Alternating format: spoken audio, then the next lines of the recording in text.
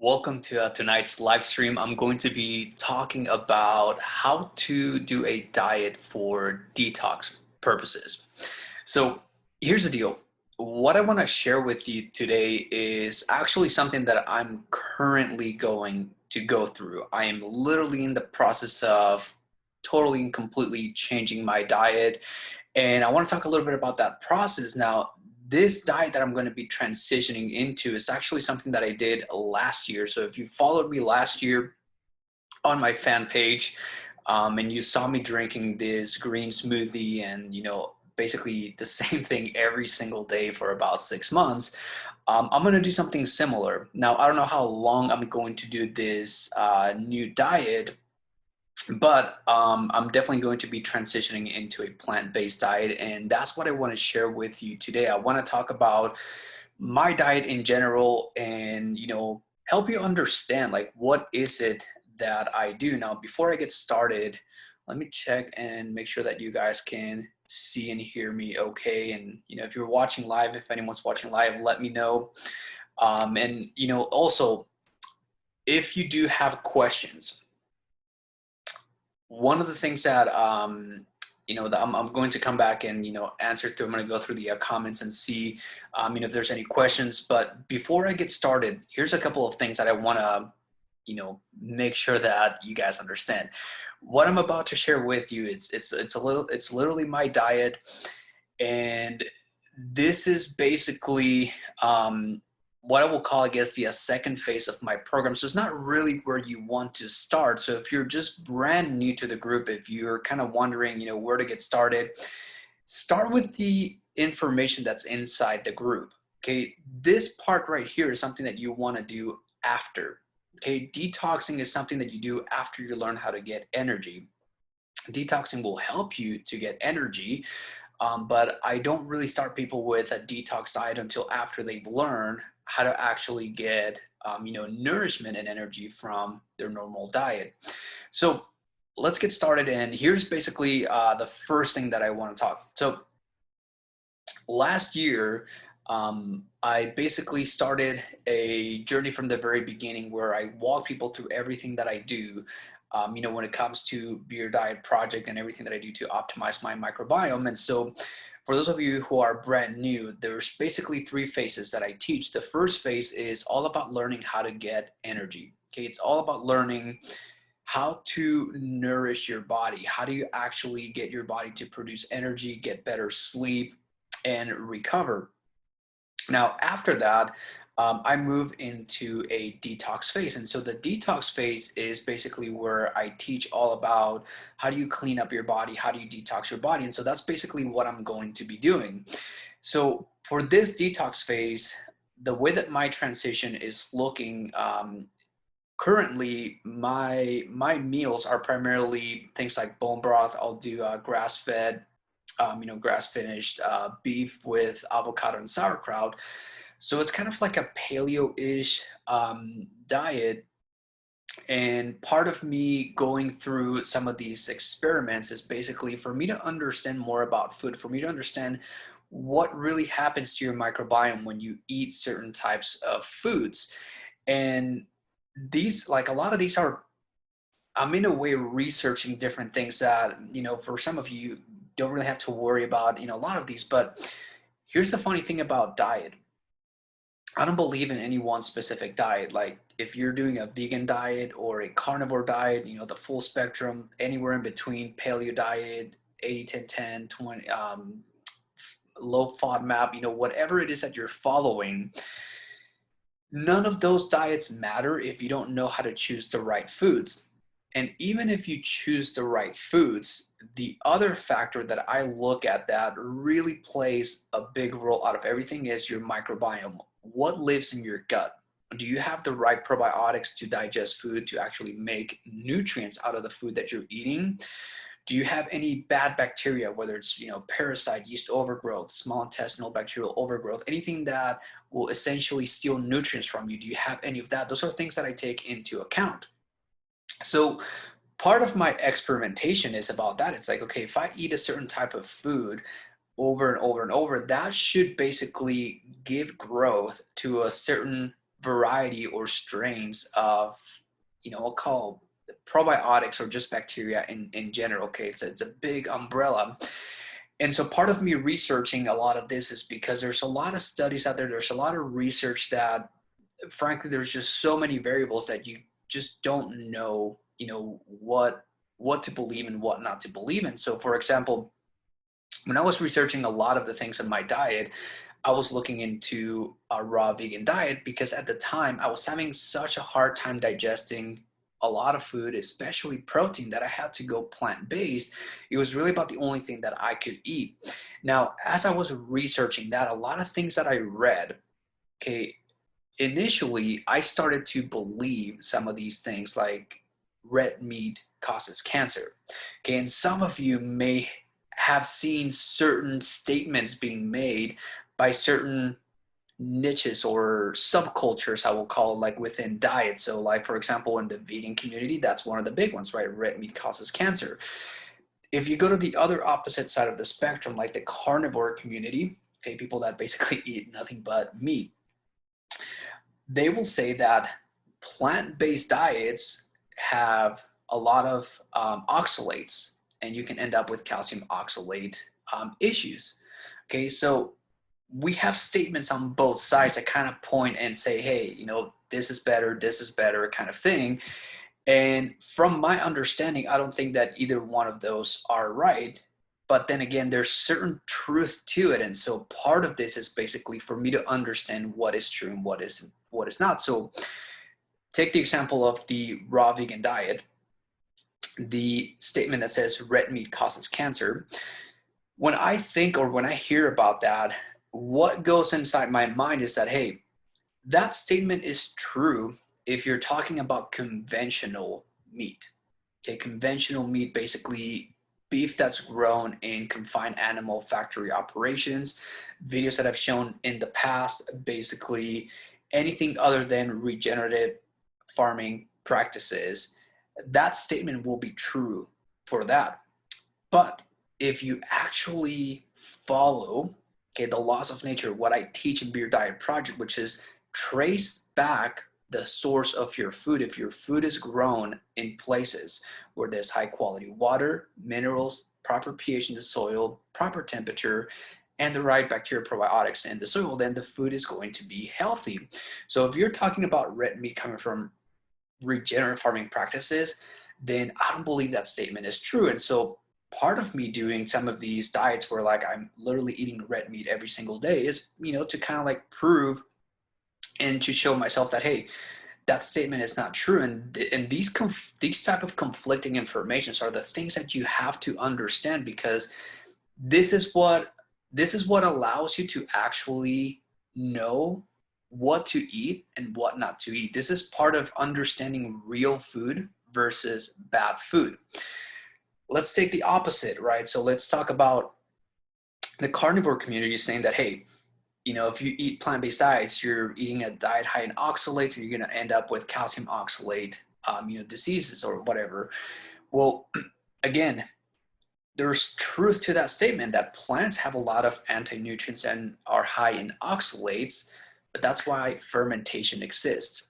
That's why we do soaking, sprouting, fermentation. The purpose of that is to remove anti-nutrients. It's to remove, calcium oxalates. Like that's basically what that is for. And so there's truth to both statements, but there's also ways around it. And that's basically what I want to teach. I want to teach like what actually works, what's actually going on. And so to understand what I'm going through, okay, and I'm going to go a little bit advanced, by the way. So, but I want to share like my journey, because this is basically, I'm showing up here live, telling you like what I'm doing currently and why I'm doing it, to help you understand why my diet is so different. Okay, why, sometimes people ask me like, hey, do you have any recipes?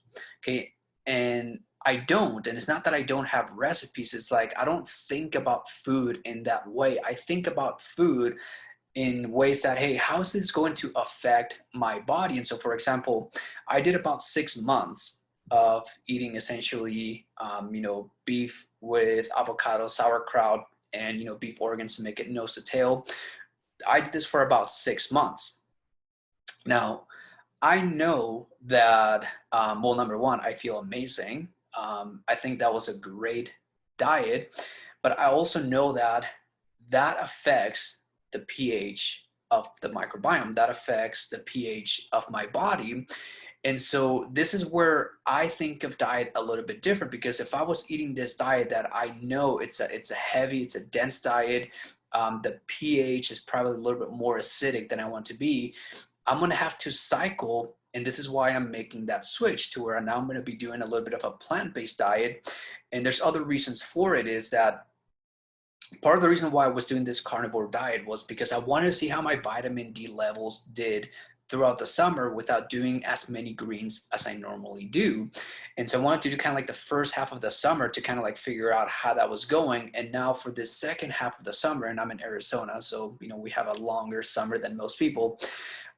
Now for the second half, I'm going to be switching more towards greens and to basically alkalize my body. And so again, the 5 things that I look for in diet is water, minerals, pH, temperature, and now probiotics, right? So I'm at this pH stage where I'm looking to play around with the pH of my body. I'm going to alkalize my body. I'm going to basically see what other changes I can do. Now, the other thing that I'm doing with this is that, and this is something that, I don't share too often, but as far as, optimizing my microbiome, well, those of you who are in my coaching program, some of you know about this, but, my last detox that I did, which was back around late May, early June, I, I pulled a very long, over 4 feet cumulative size rope parasite out of my microbiome.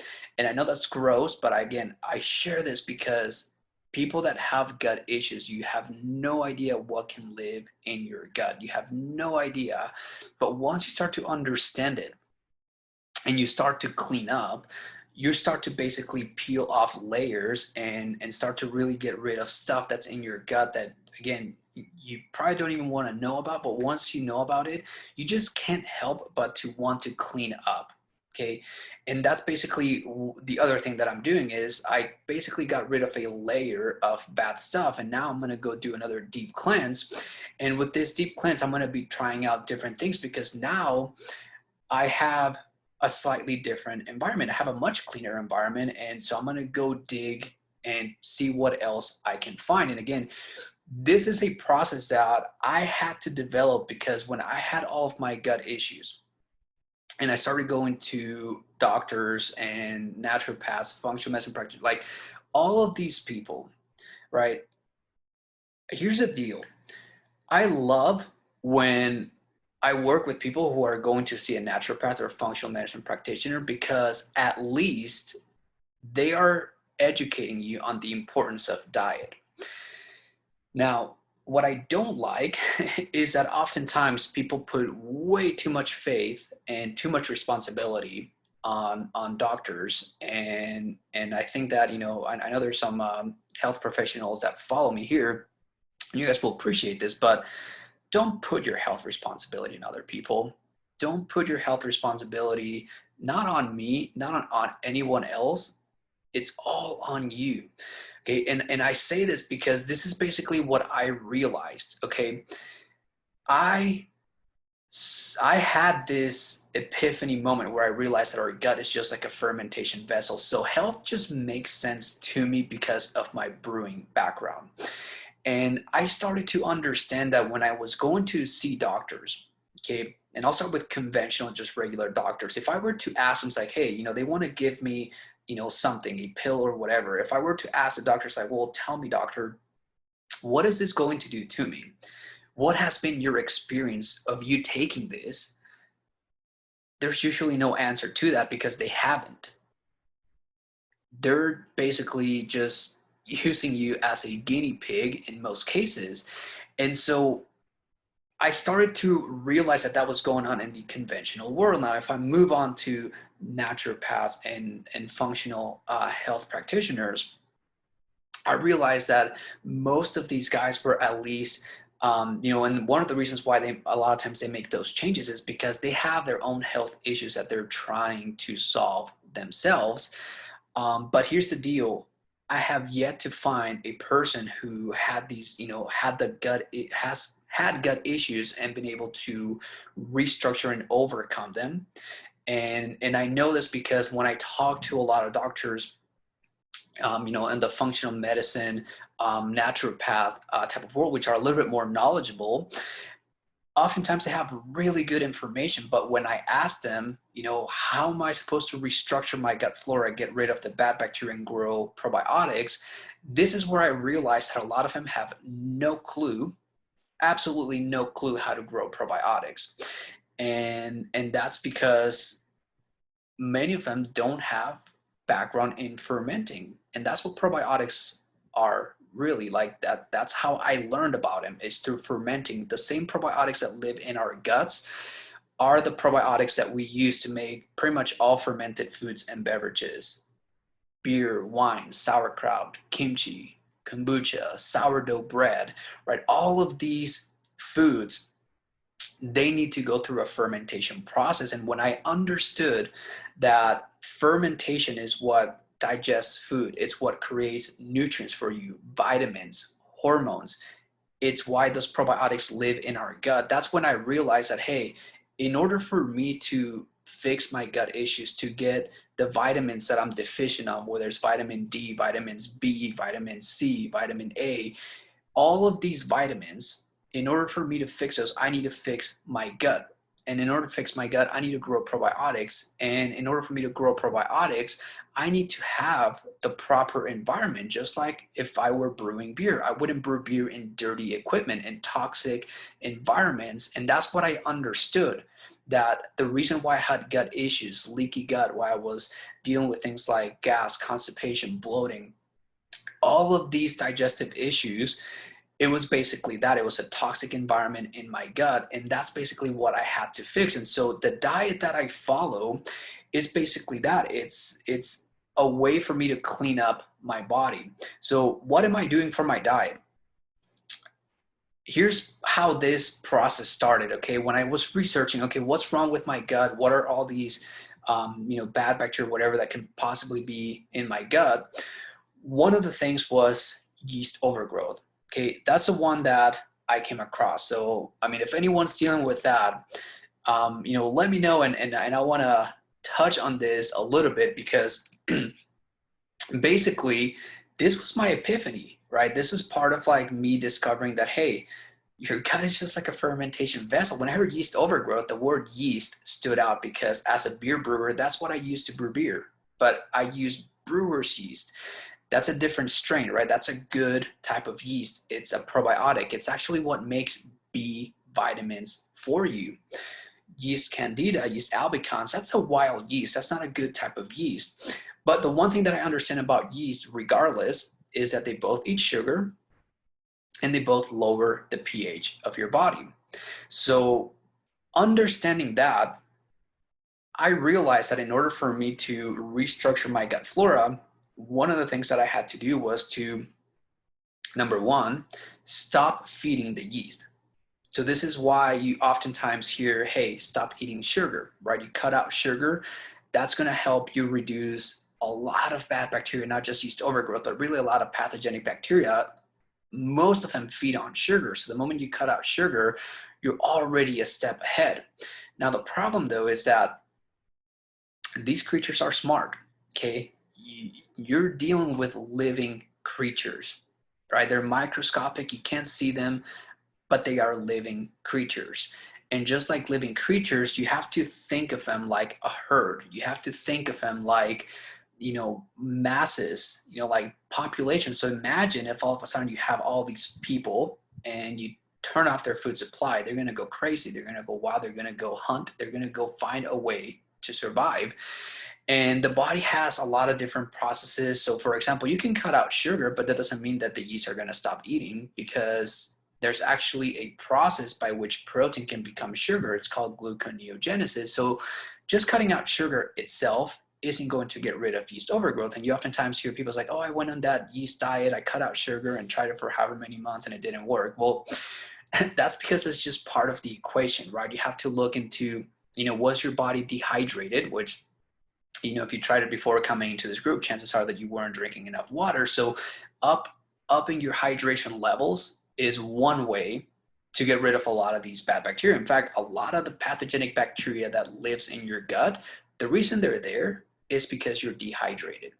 Okay, so you can start to see how everything builds up. Okay, hydration is so important. That's one of the reasons. Second thing is cutting out sugar. That's, again, it's another component, but it's not everything. What about pH, right? I know that if you have yeast overgrowth, the pH of your microbiome is not where it needs to be. Okay, and this is why when I was designing my my detox diet, it was all around how do I alkalize my body? How do I help get rid of some of that pathogenic bacteria? And that's basically where greens and a lot of plants basically come into play. That's where, and it's not just greens or alkaline food, because this is another common mistake, and this is another thing that a lot of people don't understand. An alkaline-based diet is not just about eating alkaline foods. Okay, it's more about cleaning up your body. So oftentimes you'll have things like raw apple cider vinegar, which is acidic, but it alkalizes the body because it cleans. Kombucha, lemon, lime, citrus fruits, all of these are, acidic, but they're cleansers. And that's the one thing that I also understand is like pH is not just about acidic, alkaline. pH is a measure of voltage. Okay, so now we're talking about energy. So what brings down pH, meaning what drops down the voltage of your body, is toxicity. And that's where a lot of the bad bacteria in your gut, that's basically what they're doing to you, is they're literally draining your energy by putting out all sorts of toxicity. And the way that I think of this toxic waste is like rust on cables, right? So you have all the cells of your body, they're basically a mini battery, and now you're drinking water with minerals because the minerals are the conductors, right? You have a battery, a copper wire, it's a mineral, it's a conductive mineral that basically conducts electricity from batteries. Well, your body's the same way. You have all these cells which are batteries, and the minerals that you guys are, drinking if you're doing the hydration challenge, these ionic minerals, that's what they are. They're conductive minerals. So they basically allow you to use the energy that the cells of your body produce. So imagine now toxic waste being produced by bad bacteria in your gut. That basically drains your energy because it reduces the conductivity of these minerals. They basically, your body uses up these minerals to get rid of some of the toxicity, right? So this is how in the long term detoxing works. This is what alkalizing your body is about. It's about removing toxicity. And by alkalizing, what you're really saying is you're increasing your voltage. Okay, you're increasing your body's potential for energy, right? That's basically what that means. And again, if you haven't watched the video on vitamin D inside of the Facebook group, that's where that video explains this, this concept in a little bit more detail. But I want to make sure that, I open up space for, for you guys to ask me questions, because, again, I'm sharing everything that I do. I just ordered everything last week. And so I have things coming to me like coconut oil, avocado, hemp seeds. And so I got green juice powder coming, but I'm also going to be doing a lot of fresh pressed green juice, a lot of citrus cleanses, and let's see what else. And then Ayurvedic herbs and other basic and other cleanses, I guess, that I'm going to be trying out. And again, this is a little bit more advanced, but the reason why I wanted to make this a Q&A is because a lot of times people have, a lot of misconceptions about, what I do, how is it that I feed myself, or how is it that I think about diet, and the best way that I can explain the process that I'm on is this. Relating it to brewing beer is when you brew beer, there's a build phase, and that build phase is basically when you feed sugar to yeast. The yeast basically end up sucking up all the oxygen until they start to convert sugar into alcohol. And in that process, they grow in population, right? So there's that growth phase.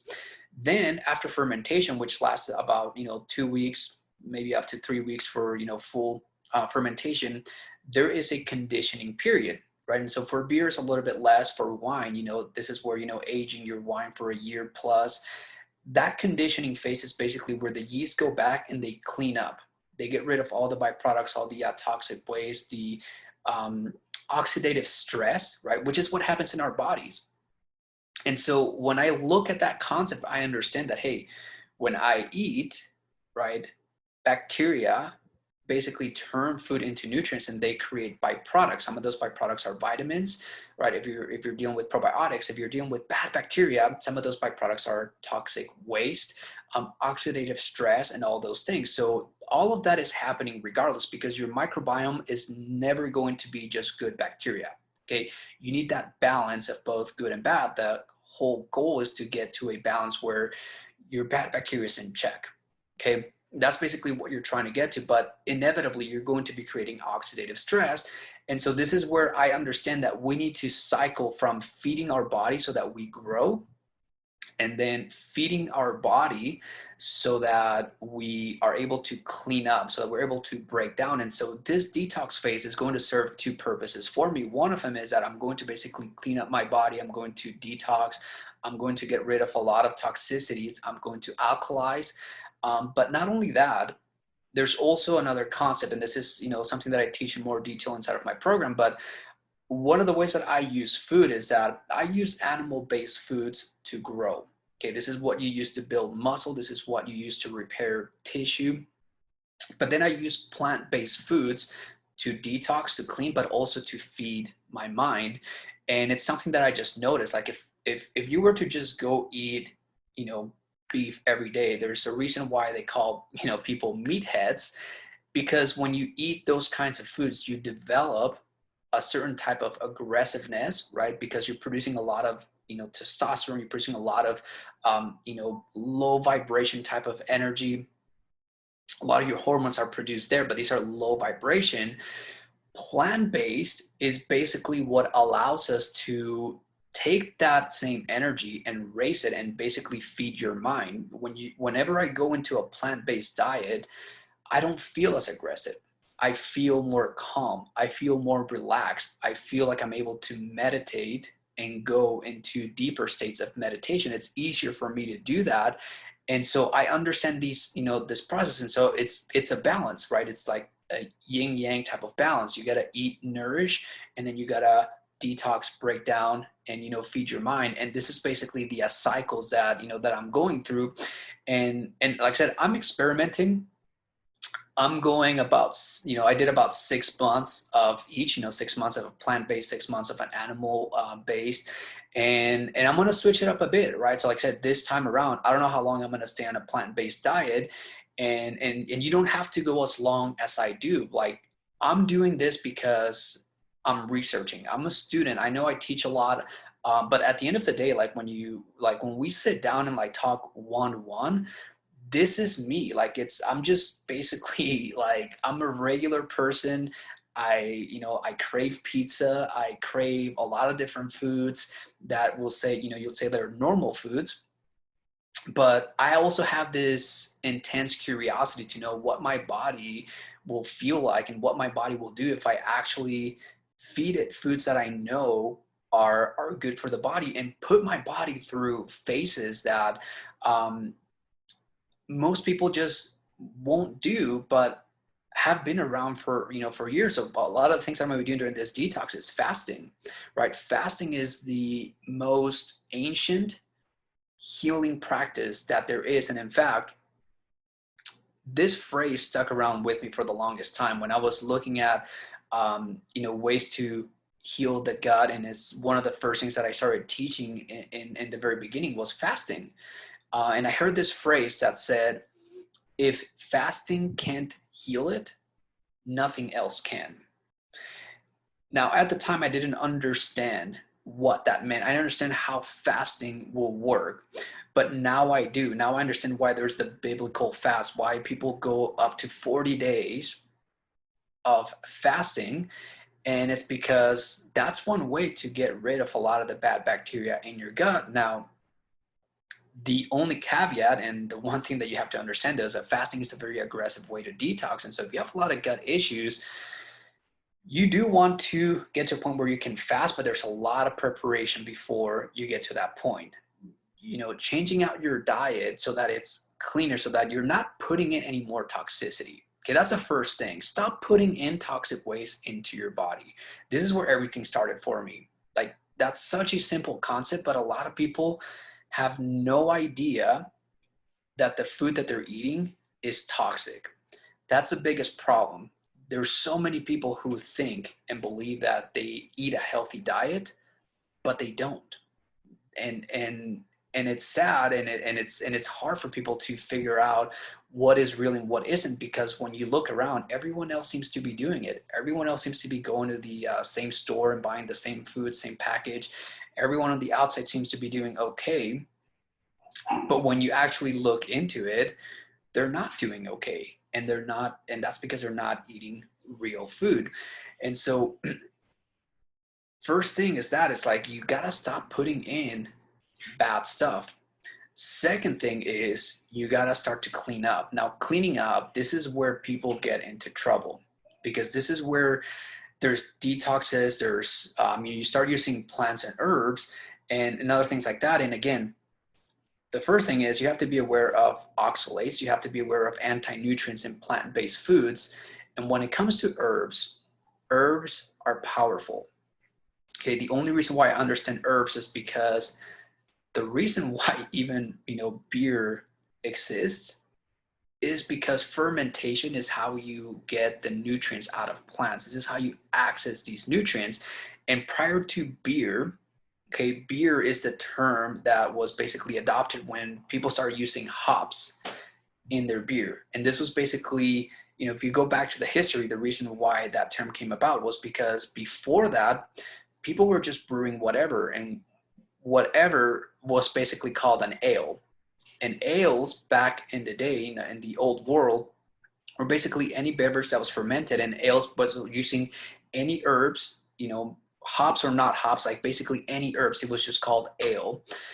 And what was happening was that, because people didn't know what were the ingredients to these beverages, which, by the way, were not so much recreational as much as they were sacred, herbal, and medicinal. They wanted to tax these, right? And so to tax them, they basically said a law where they say, hey, beer can only have these ingredients: malt, water, and hops, right? At the time, they didn't even know that yeast existed. They added that later. But anyway, so beer became that term. And so the reason why I bring this up is because herbs have a certain use, and you have to learn how to use these. You can't jump from a toxic body and then start using herbs to detox if you haven't prepped for it. Okay. And my biggest thing here for people, and this is why I'm, as much as I want to share everything that I do, I have to also be careful, because sometimes people hear me say that, I do Ayurvedic herbs. And so people go buy Ayurvedic herbs, but they're not at a place where they can be taking Ayurvedic herbs. And invariably, I will get messages sometimes where people say, hey, I tried, doing whatever, and I felt, horrible, this and that. It's like, yep, that's because you haven't started at the beginning. You haven't started with the basics. And the basics, right, like hydration. People think that just because they're drinking, a gallon of water a day, that they're hydrating, and they're not. Okay, the whole purpose of the hydration challenge that I teach is to help you understand your own body, to help you become more intuitive about your own body. Because, for example, as I'm going to be transitioning into this diet, my water intakes are going to change, right? My amount, like the requirements for my, for the amount of minerals in my water, that's going to change. And there's nothing out there that tells you how much you should have. All of this is just done intuitively. And for me, what helps me is that, with brewing beer, I used to add just water for my, for different beers, because I understood the effects that it would have on, pH and digestion. And so, for example, here, as I move into a plant-based diet and I'm going to be doing a lot of, coconut oil, avocado, hemp seed smoothies, I know from doing this prior that my mineral requirement is going to change. I mean, the amount of salt that I'm probably going to be doing in my diet is going to increase up a little bit. And again, the only way to know this is just by practice. Okay. And so that's one of the reasons why when I teach this, what I hope that you guys are learning if you're doing this is that you familiarize yourself with how your body feels when it's hydrated, kind of like find that point. Because once you find that point, what happens is you make it a habit. If you stop drinking water, you feel the dehydration. And that's a good place to be. When you're able to tell when you're dehydrated, that's a good place to be, because there's a lot of people who just have no clue that they're dehydrated because they've forgotten what it feels like to be hydrated. So for those of you who are going through the hydration challenge, if you start to notice changes like your skin starts to glow, your your digestion starts to improve, there's like different like signs and things that you can tell, like sometimes like your energy levels just with water and minerals alone can start to go up. Feeling those changes, like that's super important. And again, I have books on water and I'm still learning about water, which is why whenever people tell me it's like, oh, I already got the hydration part alone, what's next? That's where I go back. It's like, you're not getting it. Like hydration is a skill and there's depth to it. There's a lot of things that you can do with hydration. Same thing with vitamin D. Oftentimes people tell me it's like, oh, I'm already taking a vitamin D supplement. And there's another common mistake. It's like if you're taking a vitamin D supplement that measures IUs, right, where there's 3,000 IUs, 5,000 IUs, and if you're taking anything over that, it's crazy, 25,000, 50,000 IUs. Oftentimes when I see this, what I'm seeing is people getting to toxic levels, which again, this is where other conflicting statements and information shows up when you hear about people overdosing on vitamin D supplements, and then they look at what I do, like fermented cod liver oil, which is not a supplement, that's a food. And now people are basically afraid to take fermented cod liver oil, think it's like, oh, can I overdose on this? Like, no. This is why it's important to understand the difference between supplements or fake food and then real food. Real food is what gives you vitamins. Real food is basically what you need, and you should never be afraid of real food. Like that's one of like whenever I see people lose that fear of eating real food, that's when I know transformation has happened. And I know you're going to see it in vitamin D. You're going to see it in, raw milk is another big one, right? Because oftentimes you hear people say, hey, you got to cut out dairy. Well, if you're talking about conventional, yes, you don't want that. That's bad stuff. But if you're talking about raw milk coming from good, healthy cows, coming from regenerative farming practices, that food, like that food has healing power. Okay, and you don't hear about this too much. In fact, there's states where you can't even buy raw milk. There's laws against it. And it makes you wonder, it's like, if you look at what the government tells you to eat, okay, vegetable oils, if you go to myplate.com, which is basically the whole food pyramid website, go through it and they tell you right there, hey, you should be eating vegetable oils. That to me is the opposite of what you should be doing. Like there's no way that I would have those oils in my diet. I eat healthy fats, and healthy fats to me, again, it's the opposite of what they tell you. Saturated fats, right, which I get primarily from coconut oil. I was getting it from like red meat. You get it from, fatty fishes. Basically like that's what I eat, right? And interestingly enough, when you think about what I eat, it caters to vitamin D. Vitamin D is a fat-soluble vitamin. You need good, healthy fats for your body to uptake and absorb it. Vegetable oils are not healthy fats. Vegetable oils, in fact, will actually reduce and inhibit your body's ability to uptake vitamin D. And this is why people are where they're at. When I look at their diets, that's what I see most of the time is they have a lot of bad fats and they lack the good fats. And it makes sense, vitamin D is what your body uses to uptake calcium. If you don't have that ability, your bones begin to deteriorate. Okay, if you're waking up with joint pain, aches, that's what's going on. Your bones are literally deteriorating. That's how it happens. And to me, like the reason why this stuff makes sense again is because the way that I managed and or balanced the pH when brewing beer was using calcium, gypsum salt, calcium carbonate. These are things that you can find at any home brew store. You don't use this in diets, but this is basically how I understand how calcium is used for pH regulation, and your body is the same way.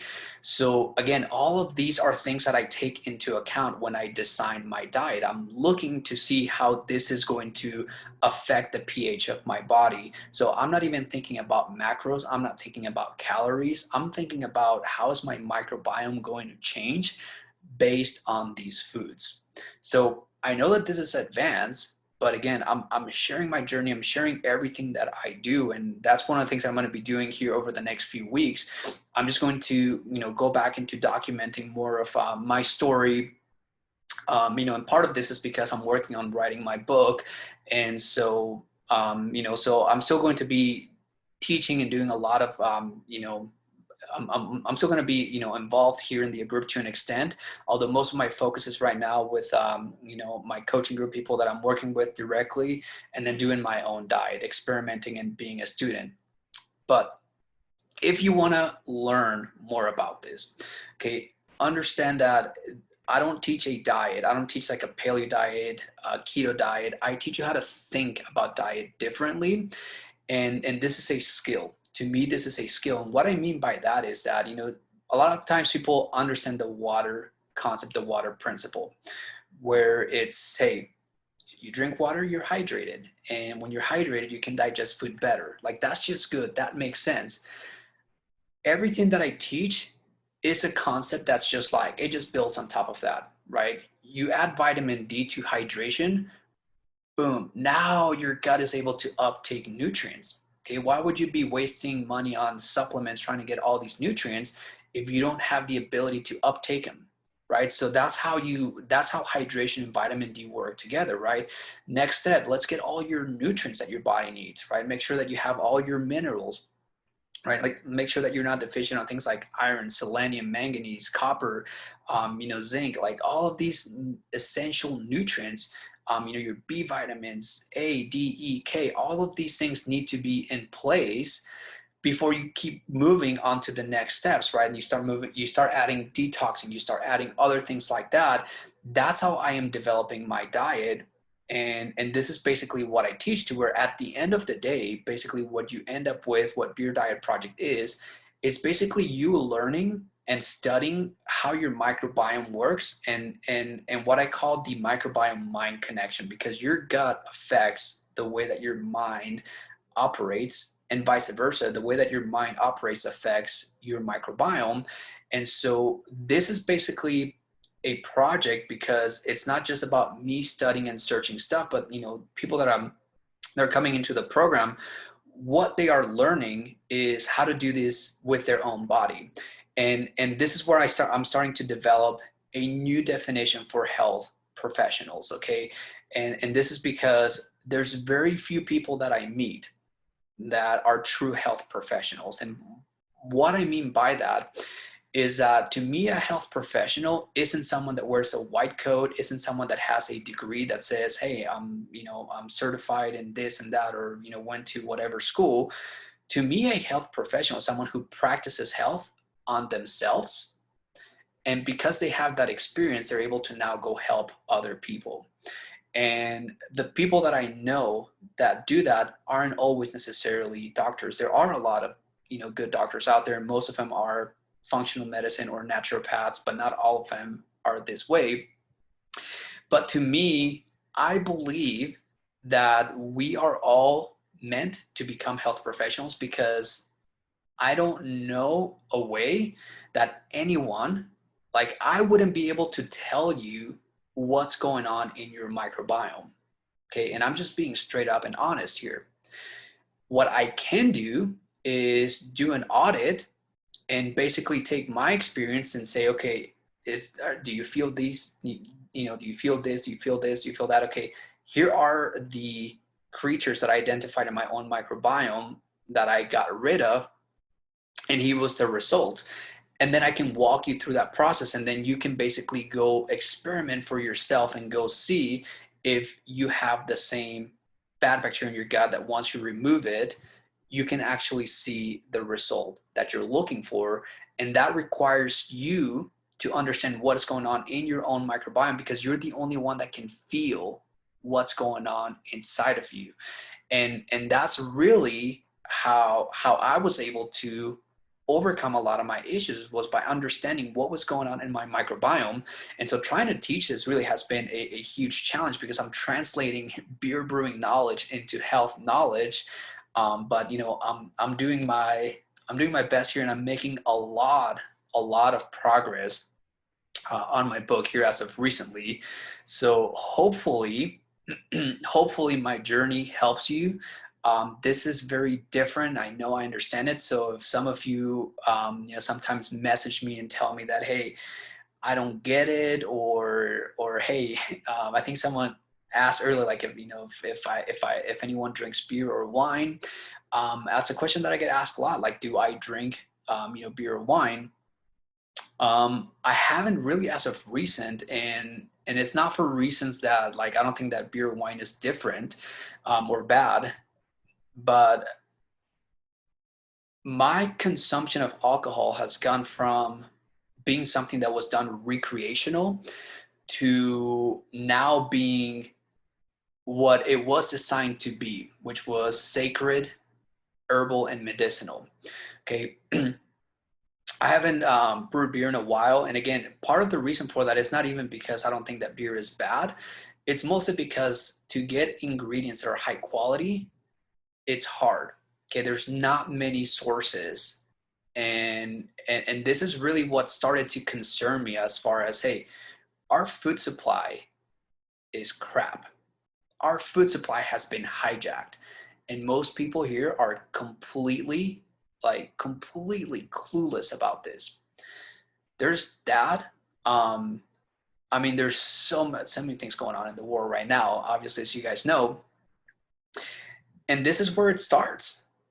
Like, the idea that we have to pay for health insurance because we're likely to get sick, it's because of the food supply, in my opinion.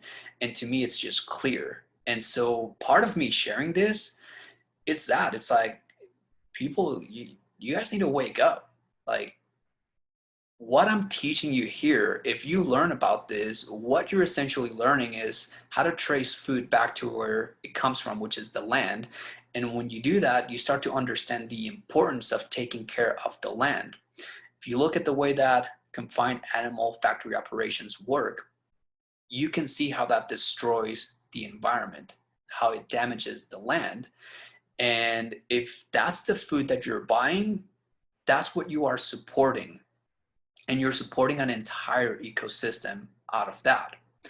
And if you don't make a switch, okay, that's basically the kind of stuff that is really what has gotten us into trouble. And some of you, like, don't realize how lucky you are to be getting some of this information, because some of the videos that I share, like, they're censored. There's a lot of this information that I can't just share out, out in public. Like, there's a reason why I do Facebook groups. I used to share a lot of this stuff on YouTube. It's hard to advertise this information. I get flagged all the time for trying to teach people how to boost their immune system. Why am I not allowed to teach people how to boost their immune system? Like, Think about that, okay? Because that's basically what you're learning by optimizing your microbiome. 80% of your immune system is your gut flora. So all I can say is that I'm at a point where I realize that I am doing this for myself first and foremost because I am aware of what's going on. And I share all my information. Like when people work with me, they don't work with me to get more information. They work with me because they want to put this together, and they just don't, they just they need that guidance, right? That step by step. And that's why I'm doing like my coaching program is basically to help those of you who are already at a point where you understand that, hey, food is basically where it's at, and it's not just food, it's what's going on in your microbiome. How do you make all those changes? I wish I could have something universal where I can say, hey, just here's a set of recipes, just go eat that and you'll be fine. It doesn't work that way, right? Things change. The minerals that I used to recommend, they're no longer in the market. How do you know what are good minerals? Well, if you understand Beer Diet Project, you understand that I always trace back everything to the source. Where does it come from? What was the processing like? The cleanliness, all of those things. That's how I was able to find, the new, and I'm still looking for, even better, right? Other things that change, grass-fed beef, right? Just a couple of years ago, you could say, hey, if you're buying beef, go buy grass-fed. Well, now you can't, because grass-fed can be conventional beef that, hey, they just feed the cattle grass, so they can call it grass-fed, but then they're grain finished, right? And the same grains that you're trying to cut out from your diet, that's what they are fed, which basically ends up putting a lot of the pesticides into the cow's gut, which ends up in the meat, which ends up in your gut. And a lot of people don't know that. And they say like, oh, well, this says no hormones, no antibiotics, all natural, grass-fed. You can't trust labels. Okay, you have to be smarter than that. And so this is an ever-changing world because that's what we're dealing with. Okay, and so when you understand Beer Diet Project, it's not about understanding these labels. It's not about understanding a specific recipe or specific diet. It's about really understanding food, understanding where it comes from. And when you know and you understand that, like, no one can fool you. Okay, no one can tell you that, hey, you need to take hormones for the rest of your life. Really? Really? You can't tell me how the body produces hormones and, let me have a shot at it? Think about this. Why are people on vitamin D prescriptions and their levels never go up, and their doctors never look at their diet to see if, hey, are you even eating the right foods for your body to uptake this vitamin D? Guys, these are questions that, they're basic, they're simple, but once you start asking those, you start to wake up and you start to realize that, hey, is there anything that I can do today to improve my diet? Because that's basically what Beer Diet Project is for. It's not about choosing one diet and all of a sudden it's like, oh, I found it. Here's the holy grail of a diet. No, it's about looking at where you're at right now and basically making a commitment that no matter where you're at, you can always do better. Okay. I've made a lot of progress. I've made a lot of changes, but guess what? I can still do better. Why am I going to put myself through another detox phase, go through fasting? And you guys are going to see me go through, doing water fasting only. Why would I do that? Well, because I want to clean my body. I want to get to the next level. If you look at other people here in the group, like Christina, so awesome that you're posting your story and your journey, because when I met Christina, and if you look at her, if you watch her success story interview, it wasn't long ago that she wasn't able to even go out to, be in her garden, and, like even that, like she wasn't able to do. And then a few days ago, she was posting that she was doing 3-mile bike rides. And then I believe yesterday or today, she just upped that to 5 miles. Like, for some of you, that's a huge change, right? I know there's people here who don't have gut issues and you don't understand what it's like to live with chronic fatigue. But for someone that does live with that, where you have to push yourself to do something, to go from that to all of a sudden you're doing 5 miles on a bike ride, that's a huge win. But here's the thing, if you reach out to Christina and ask her, I promise you that if you ask her like, hey, how are you doing? She's going to say, well, but I can do better.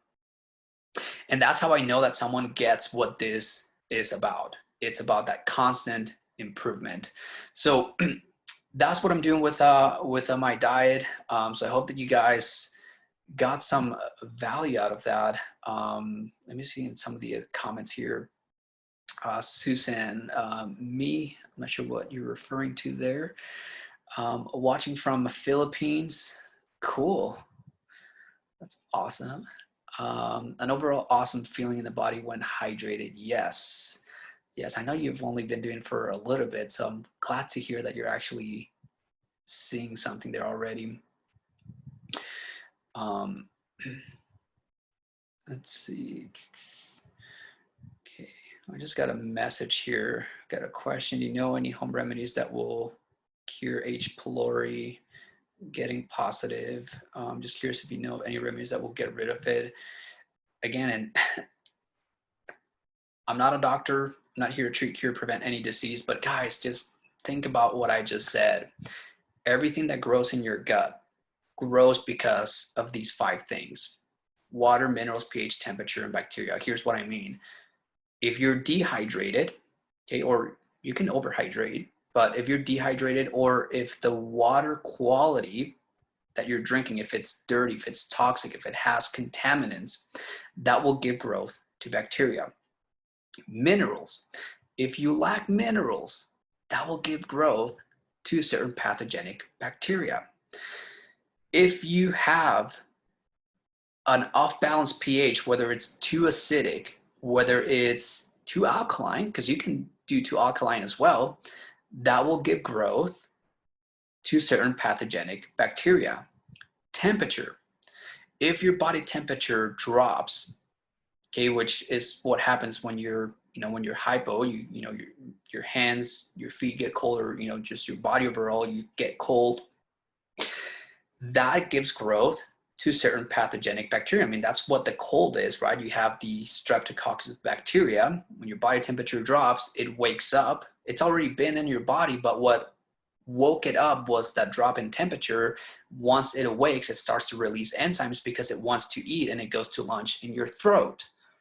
So when you think about, hey, if you have yeast overgrowth, small intestinal bacterial overgrowth, H. pylori, Epstein-Barr virus, a parasite, mold, all of these things are there because these 5 principles are not in check.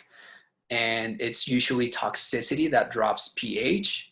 So if you ask me, like, I can't say that, hey, this cures anything, because there's laws against that. But to me, like, what I understand is like, hey, if I have a clean environment, like what I do is I optimize my microbiome so that I have a clean environment to grow probiotics. That's what I do. If that doesn't make sense, if that doesn't tell you like, oh, this basically takes care of a lot of things, you need to do more research and stop asking me questions that put me in, these positions. I can't answer questions like that. And I want to, because like this stuff makes so much sense to me, where I'm like, oh, you don't get it quite yet, but I'm gonna keep trying. I'm gonna keep showing up. I'm gonna keep telling you guys everything that I know. And so it's up to you. It's up to you guys to follow. It's up to you guys to keep researching, keep watching the videos, keep learning, and eventually it will click. I'm teaching you how to brew beer in your gut, essentially, through food. It's basically what's going on. Like you're fermenting stuff in your gut. That's what's going on. And the food that you're eating is causing a lot of these things. It's feeding everything that's in your gut. When you understand that, making changes to your diet becomes easy, because now you're like, oh, if you want to get rid of some of the stuff that's in your gut, you're gonna have to make some changes. You're gonna see the detox that I go, which I'll be sharing a lot on probably my Instagram, I think is what I'm gonna do. I may give it a go at posting stuff on YouTube, but again, guys, I hope you guys wake up. I hope you guys truly go through these videos. There's a lot of videos just within this group where you can learn a lot about this, and I just hope that it helps you. I wanted to answer, I think someone asked earlier about, does anyone drink wine or beer? And I was going to talk about this. Like, it's not so much, well, the ingredient quality is one thing. The other thing is,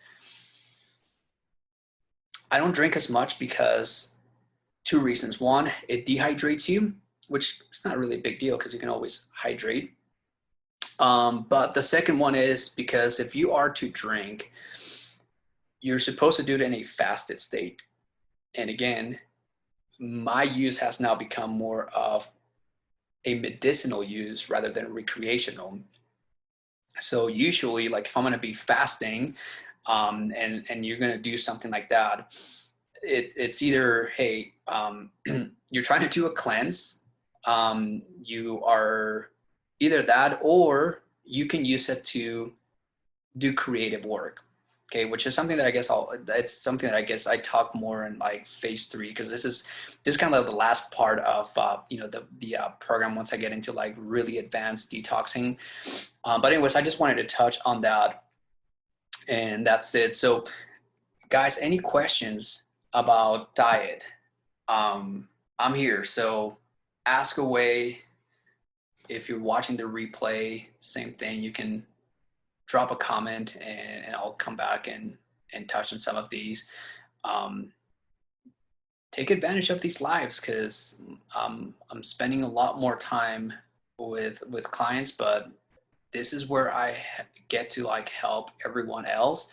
So anyone that's going through anything in the group, use these Facebook lives to ask me questions. Like, I'm inviting you to ask me, like, if you message me outside of these lives, I don't always have time to, reply back with 1,900 people now in the group. But this is basically where you can, ask me a lot more, and I'm more likely to answer. So, all right. I'm not seeing anything else, which is fine. But you guys know now, especially for future lives, I'm telling you, take advantage of this information, because I see people wasting a lot of money on supplements, doctors, and things like that. And I feel bad for people that are going to some of these thinking that they're going to help you. And it's not that they're not going to help you, but when it comes to optimizing your microbiome, there's nothing out there, not that I know of. But all right, no questions. Cool. Hope you guys have a great rest of your day. If you do want to work with me directly, basically the way that it works, you can just comment, and I'll reach out, and we'll connect. I'll get to, I need to get an idea of what your microbiome is doing, and then we basically go from there. How long? Okay, there's a question there. How long should you do the minerals? So the minerals, the way that I think of it is this. Initially, chances are that you're demineralized, so you just want to do it as much as possible. After that, it's very intuitive. The way that I think of it is this. Okay, prior to optimizing your microbiome, your gut, if it has a lot of bad bacteria, like I was mentioning earlier, it will put out a lot of toxicity. So that's going to drain. That's what's going to lower your conductivity. So as long as you have bad bacteria in your gut, you're going to have to continue to add minerals. What you're going to find is that once you restructure your gut flora, meaning you clean up your gut, you get rid of the bad bacteria, all of a sudden your body doesn't expend as much minerals. So your need to be supplementing with them goes down dramatically. Like, you just don't need it because your body's just balanced. And, and this is like, one of the things that you're going to see, in my diet is like, I need very little, food to maintain, but that's because I've cleaned myself up so much. And, 30 days, the reason why I do 30 days is because 30 days is supposed to create a habit. meaning that if you do this for 30 days, if you stop on day 31, you're going to feel dehydrated and you're going to say, why am I stopping this? Like, I feel so good drinking water. So really my wish for you is that you don't stop hydrating and that you continue to learn. Okay. And like I mentioned, earlier, when you make changes to your diet, like when you do detoxes, your water intake is going to go up.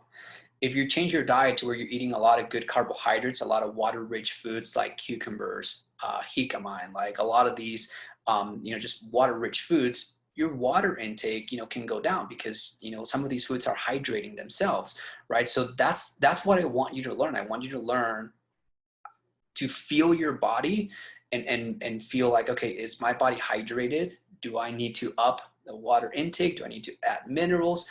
This is all intuitive. So keep doing it, keep practicing, keep a journal of how you feel. And like I said, you're going to notice changes once if you come off, from this. So that's the best answer that I can give you. Gotcha. Cool. All right. Other than that, I don't see any more questions, so that's cool. But if you guys do want to follow my journey, make sure that you're following me on Instagram. I'm at the Beer Diet Project. I'll be doing, my stories there. That's probably the easiest way for me to share, kind of like what I'm doing on a day-to-day. I'm not very active on social media. I'm just gonna go a little bit longer if you guys are cool with it. I know I'm over an hour, but whatever.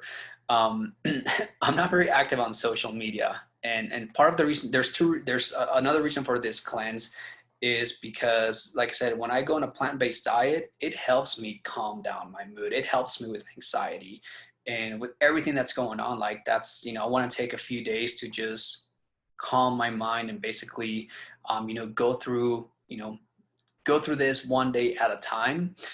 But that's another reason why I'm not really on social media too much. Other than going live on this group, like I avoid social media. I avoid all media for that matter. Like there's a reason why I go camp and disconnect. It's because there's just too much going on. And I recommend that you guys do a fast like that. Like when I say fast from media, fast from the news, and basically understand that there's a lot going on. But the best thing that you can do is to learn to tap into your inner magic, yourself, self-love. I don't know how else to explain it. I have a video on anxiety inside of the group that I wish more people will watch. I teach an entire class on anxiety inside of the coaching program. I think is one of the most important concepts. But inside of the group here, if you go to the units, it's the very last video. I don't know why not many people watch it. You guys are missing out, really, like you are. But anyways, just wanted to throw that out there. And on that, thanks for everyone who was here watching live. Thanks for everyone who's watching the replay. I'll keep an eye out for any questions that may come up, and stay tuned. Instagram stories, blog posts, book updates coming up soon. That's it. Have a good one. I'll talk to you guys later. See ya.